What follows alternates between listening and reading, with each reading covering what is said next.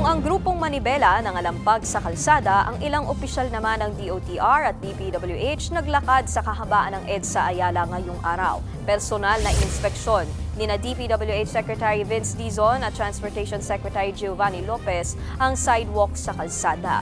Ito'y upang malaman kung gaano ito kadaling lakarin at ligtas gamitin ng mga pedestrian, lalo na ng mga persons with disabilities. Kasama ang mga opisyal, ang mga kinatawan ng Move as One Coalition. Mula EDSA Ayala, naglakad ang grupo patungong Rojas Boulevard na humigit kumulang 4.4 kilometers ang layo at nilalakad ng halos isang oras. Dito nakita nila ang maraming problema sa kalsada.